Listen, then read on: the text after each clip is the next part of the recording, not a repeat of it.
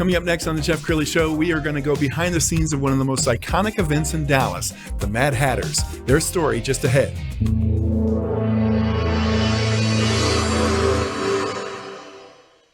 Many are predicting that the worst is yet to come, which is unfortunate, said one person here.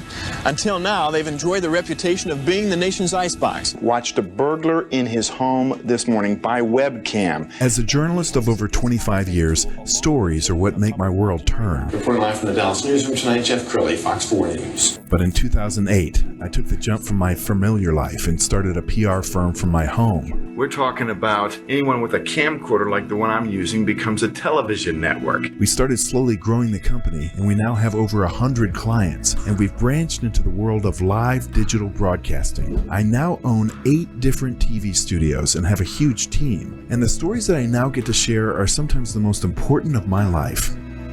Life has a funny way of coming around full circle. This is the Jeff Crilley Show.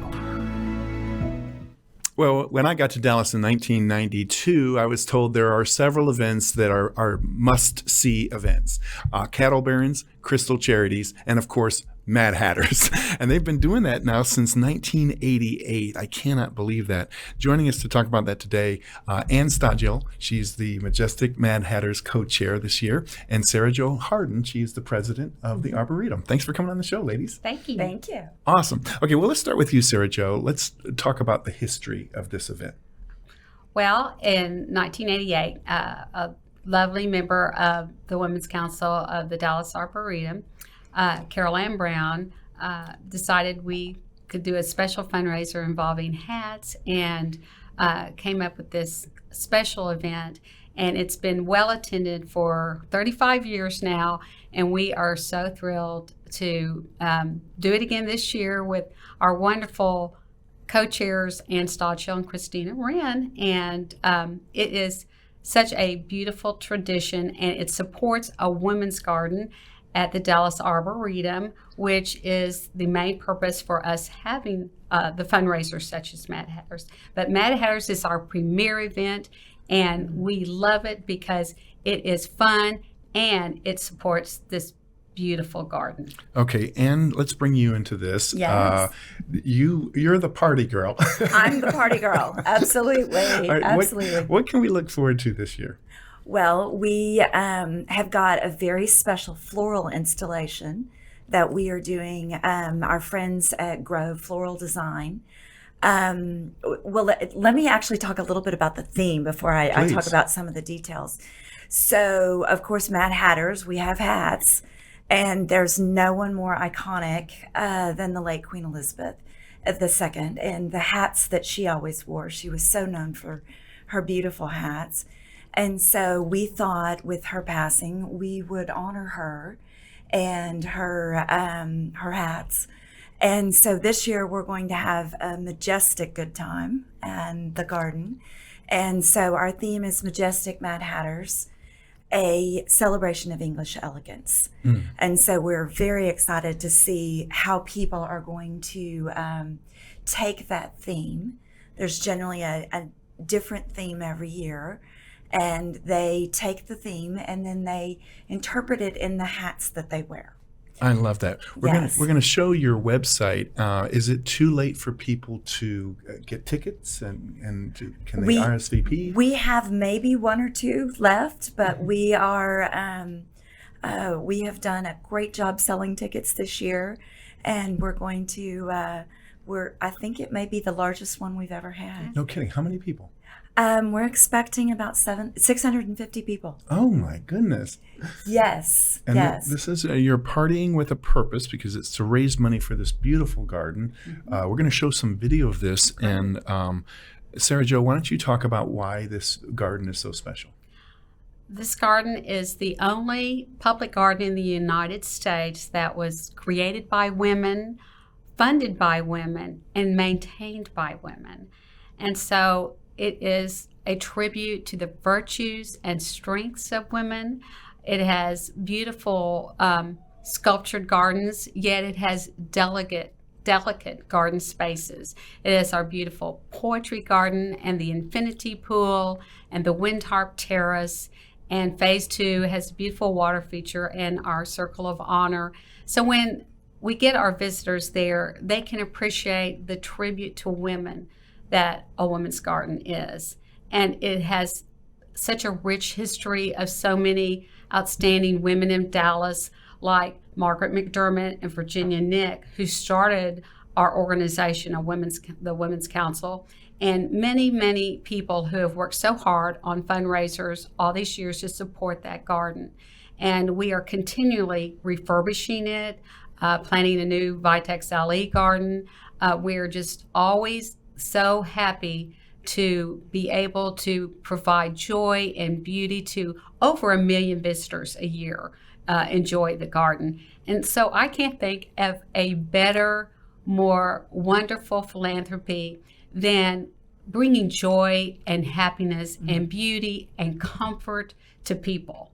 It makes me feel happiness, giving happiness to others in this way. And so I feel like that's part of the charm that we're able to raise money, is that we're having fun together and raising money for a happy, happy philanthropy. So that's what's been our successful secret. Yes, and you guys are celebrating several anniversaries this year. We are, absolutely. We are celebrating the 40th anniversary of our organization. We're also celebrating the 20th anniversary, or 25th anniversary of A Woman's Garden. And this will be the 35th Mad Hatters. And this year we're doing a luncheon. It has sometimes been a tea, but this will be the 35th Mad Hatters event. And now this is the fun part. We get to show some of these amazing, very creative ladies. That's your logo this year, which I think is so well done after the late Queen Mum.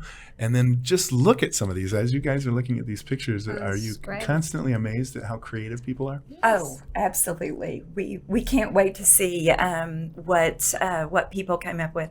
And every year with a different theme. And some ladies, like these two here, go all out with fresh botanicals. Mm-hmm. Some girls get their glue gun on and, put all kinds of crazy stuff together. One thing that's surprising about these hats is how heavy they are.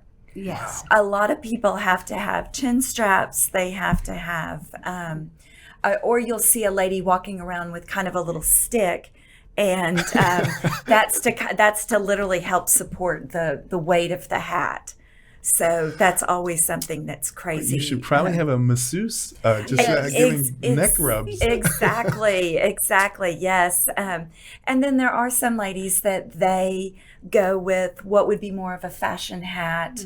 Mm-hmm. This year, one of the fun things, because we do have several categories of judging. Mm-hmm. So we have a competition. And I will tell you, it can get quite competitive. It can get very competitive. And we also do a group competition. Like if you want to get together with friends and kind of plan your hats, we have a group competition. And so, fun. Of course, this year our group competition is the group that might be able to attend Ascot together. So, nice. So that's a lot of fun. But we also have themes about the best ensemble, and we're excited. One of our judges is Ryan Ross, the new president of Neiman Marcus. And so he will be judging the best hat and ensemble combination, pulling in, of course, the Dallas institution that is Neiman Marcus. And Sarah Jo, you were telling me before the show that you attended the very first one. I did. I was actually working as director of the Fifth Avenue Club at Saks Fifth Avenue. So I've done one of the fashion shows for Mad Hatters and enjoyed so much over the years the different themes. And I think, I've seen lots of different Mad Hatters over the years. and it never ceases to amaze me, the hats that people create. And I think it just is such an inspiration to people to get out their most creative, ideas and put that together in a hat. But I am so glad that this year we're kind of going back to more elegant hats and hats that would reflect some of the history involved with hats. And so it may look a little different this year, not so maybe outrageous as in the past. But I like that. I like the elegance angle this year. I do. We are very excited about it. You both have to be so proud of how it's grown over the years, because there's been events that you've seen. They come and they go out of fashion, and suddenly they're gone. But you guys have become kind of a legacy event in this town. Yes. You know, I think one of the reasons why that is because the organization, the Women's Council, is a multi-generational organization. And so one of my new best buddies is a lovely lady who's probably, I mean, I don't know exactly how old she is, but she's probably at least in her 80s or late 70s maybe. I don't know. I have no idea how old she is. But I know maybe we shouldn't talk about people's ages. But it's nice. People are bringing daughters and mothers. I'm bringing my daughter to it, and Christina Wren, our other coach, is bringing her mother. So, I mean, it's nice to hand down, and my daughter worked so hard on her hat. And so it's kind of handed down that this is a wonderful tradition in Dallas, and it supports such a good cause, and people are just passionate about the garden. Yes. And so I feel like this will continue on into the future, because people will always be passionate about a women's garden, and people will always enjoy this venue and this event. And what there is no more beautiful venue than the Arboretum to host an event. It's one of the 15 most beautiful gardens in the world. And so we're very proud of that. And we're just so fortunate to be able this year, for the first time, offering Mad Hatters seating in both Roasting Hall and a Tasteful Place, because as the Arboretum is growing, our event has grown. And so that's kind of nice that we're able to offer two concurrent venues. So that's kind of fun. So you have to shake things up, right? Yeah. I mean, you can't. I think that also is one of the reasons why our event has had some longevity, is because we've been able, every year there's a new fashion designer, or this year we're not actually doing a fashion show, which is a little bit different. What we are doing is we've asked renowned fashion designer Michael Faircloth to speak about hats and the history, hope, and humor of the hat. And so it's just, it's a little bit different this year. And that's one of the things that I do think keeps us fresh and keeps us fun. Absolutely. So we only have a couple minutes left. So Anne, why don't you start us off, and then Sarah Jo will give you the last word. Anne, why do people need to get involved and get behind you guys? I think that they need to support the garden. They need to, the Dallas Arboretum in general, and a woman's garden specifically, is one of the most beautiful and cherished public spaces in Dallas. And the other day at our one of our events, a young woman was talking about growing up at the Arboretum, and now her child took her first steps at the Arboretum. And this is truly it's a treasure in our community. And it's something that I think it's important for people to support the beauty that we have in our community. Sarah Jo? I agree with Anne. I could not put it any better, except that if you would like to support a women's garden and our efforts, you can go to wcdabg.org, and it has all the information on how to support our garden, how to support a women's council, and Mad Hatters. And so we would absolutely welcome all people, and we would cherish your support. And it's just a very, very special place in Dallas, and we want to preserve it for the future, for our families, our friends, and for all visitors. Wow, that's a great way to end this segment. We'll also end with the website, which is womenscouncildallasarboretum.org. Thank you both for coming on the show. Thank you. That's it for now. We'll see you next time.